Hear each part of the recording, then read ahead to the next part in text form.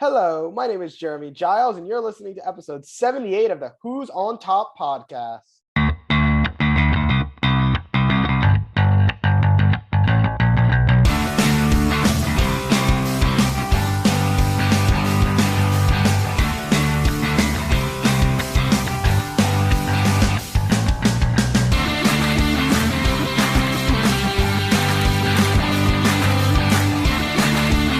And welcome back to Who's on Top. This is episode 78.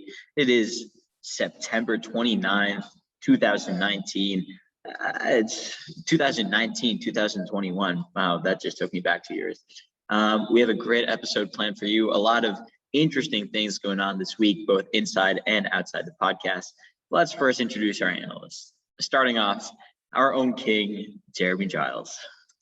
Hello, and as always, at your service. At your service, indeed. I don't know why the king's at the service of the peasants, let's say, but we're not going to worry about that. All right, and then we have peasant number one, Ellis Gordon. What's up, guys? We have peasant number two, Jacob Kasdan. What's up, guys? Let's talk some sports. And we have king number one, Daniel Fox. Yes, sir. Happy Purim. Let's talk some sports. I don't think it's Purim. I think it's Simchat Torah, but close enough. You gotta keep you on your toes, man. Getting too comfortable. Gotta keep me straight. All right, so let's move on. All right, next we have the temperature is thick. Quite a new segment. So let's see what it goes. Take it away. In this episode, the temperature is thick or rising, whatever. No, it's thick. It is thick. Fine. I like it. In the panic room, we have. We're gonna do both. All right, we have two people in the panic room for this week.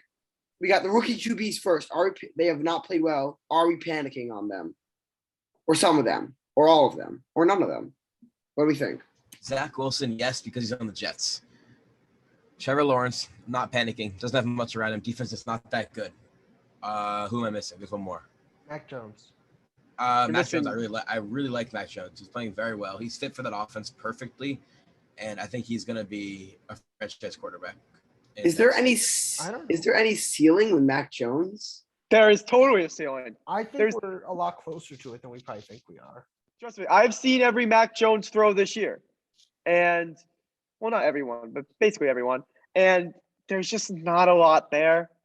Like, his pocket presence is okay. I'm not going to blame him completely for the two interceptions last week. One was a drop by Jonnu Smith. The other was he got hit while he threw it. It sort of popped up in the air.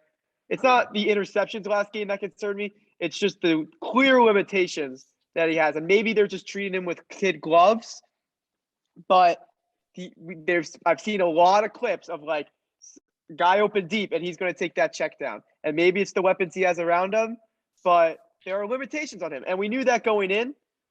But as a franchise quarterback, I'm not sold. And I don't know if I'll ever get there. I think Mac Jones' ceiling is I feel like is Max Jimmy G, which is an upper echelon game manager, which I don't like that much as a rookie QB. And Trey Lance, we can't say. Trey Lance, hasn't played enough.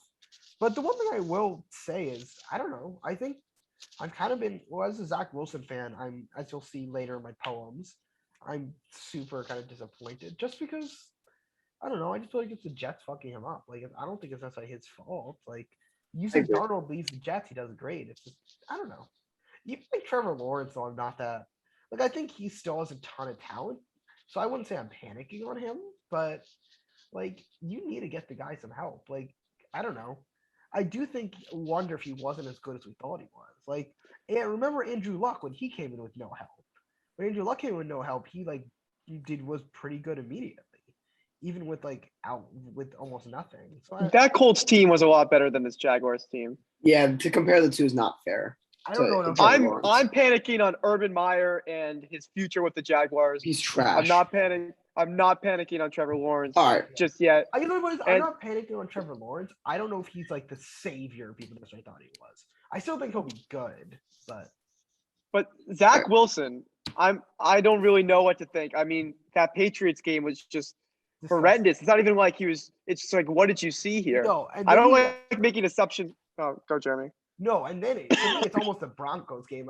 I'm sorry, but if you're getting shut out in your third game, like what does that do to your confidence? Like, His confidence has to be at an all-time low. And yeah, he played a really good half against the Panthers in opening week.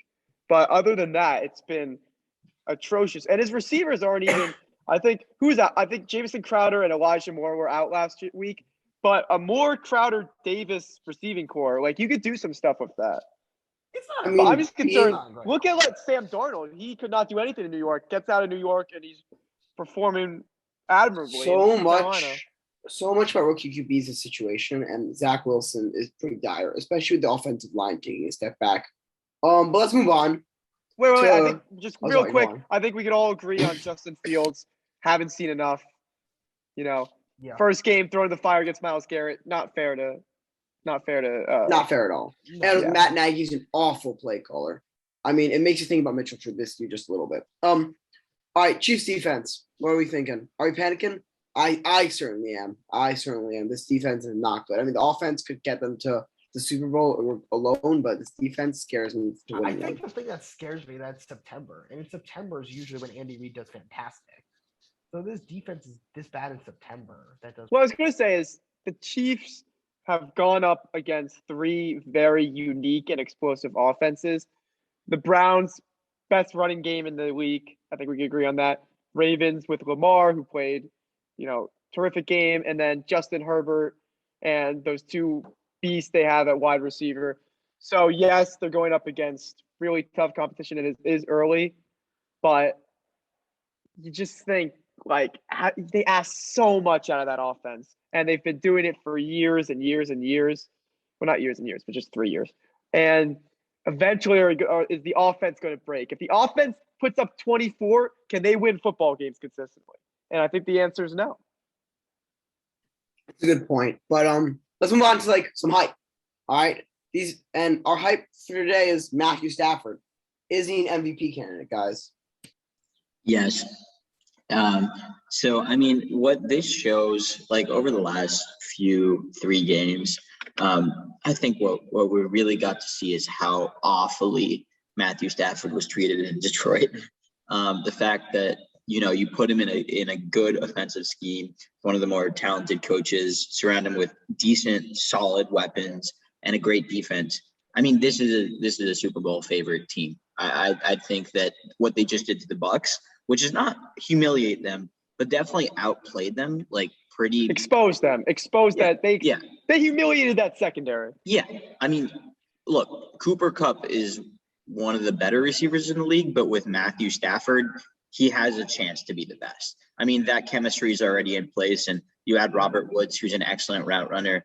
I think that's just dangerous. Matthew Stafford's legitimately, I think if they go far into the playoffs, legitimately an MVP candidate. And I mean, yeah, some might argue that the defense really is doing a lot of work there, but Matthew Stafford's offense is on a different level right now. This team is so much more explosive than it was last year. Last year, the offense was good, but this year it's been lights out. If you look at Matthew Stafford's stats, he has 9 touchdowns and 1 interception right now through 3 games.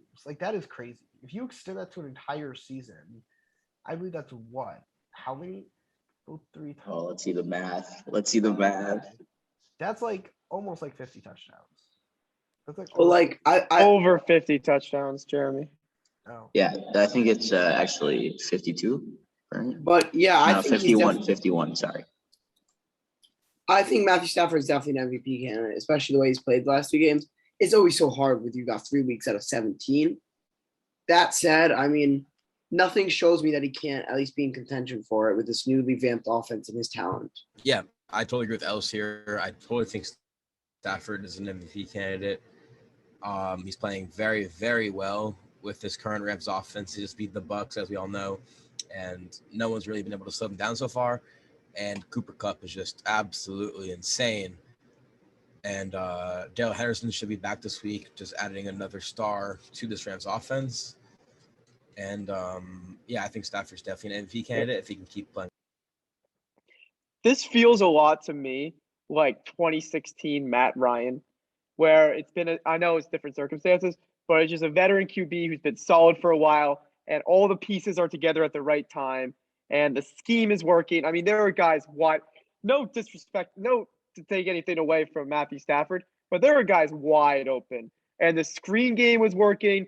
They know how to get the ball into the playmakers, and Stafford is playing at an extremely high level. The numbers are going to be there, so yeah, I am buying him into him as an MVP candidate. This feels different than the Matt Ryan situation though, because I just feel like Matthew Stafford has been so undersupported in Detroit.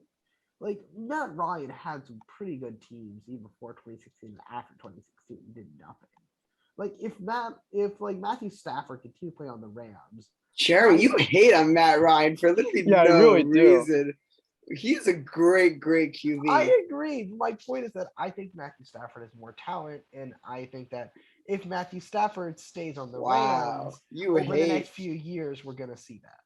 I will not now, but I will debate you anytime that Matt Ryan has equal, if not as much talent as Matthew Stafford. But Right, that's for another day. No slander here, but we'll move on. That's for another day. Ori, cue that sad music. All right.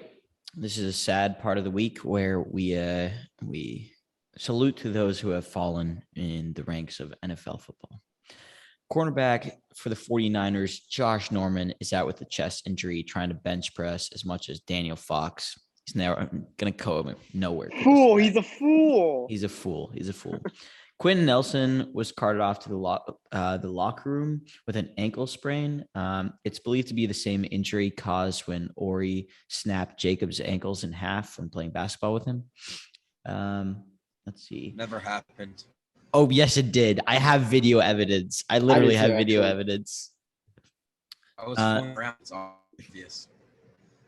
Khalil Mack exited with a foot injury against Cleveland, but returned in the second half.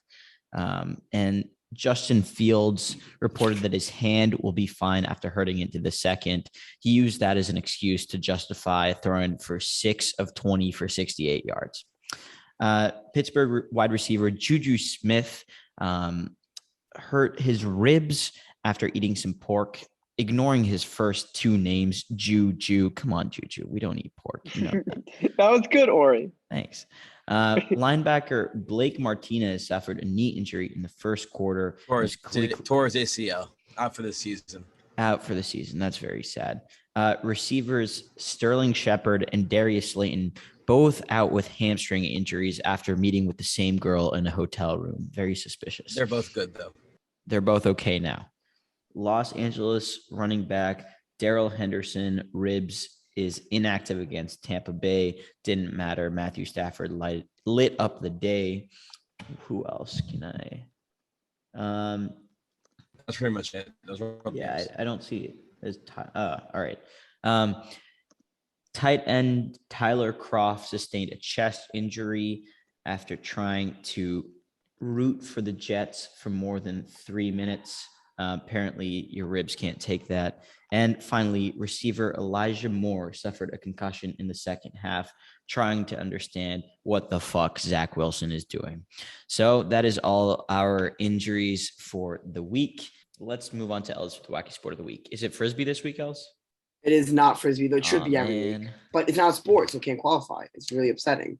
But this Wacky Sport of the Week is Kabaddi. Originates in India. And first played in 1923. It's a team sport, 7 players. Equipment's none. It's a mix of rockers, wrestling, and I love that. It's a mix of it's a contact sport. It's a mix of wrestling and rugby. So this is like Ori's dream sport. Pretty much played between 2 teams. The objective of the game is for a player on offense, referred to as a raider, to run into the end zone with the ball. But you can, instead of you can wrestle them and keep them down. So it's like more extreme rugby, pretty much. And if they're tackled and brought down for 5 seconds, you have to go out of the game. So it's like rugby mixed with hockey almost. It's popular in India and surrounding countries around India. And it's the national sport of Bangladesh. So that's an interesting fun fact. What happens if you're scared of getting tackled and you just fall on the ground and eat snow? I know I have a friend like that. Yeah, I know a guy who does that. I know a guy like that. You'd be having a great time if that's the truth. The snow tastes so good. Most pristine water out there, unless it's yellow. So that is Kabaddi. Let us wrap up this podcast. All right. Follow our social media at what.podcast, Twitter, wot.podcast, Instagram, that's the same. On Twitter, we got Dan posting updates / posting when the new podcast episode is out.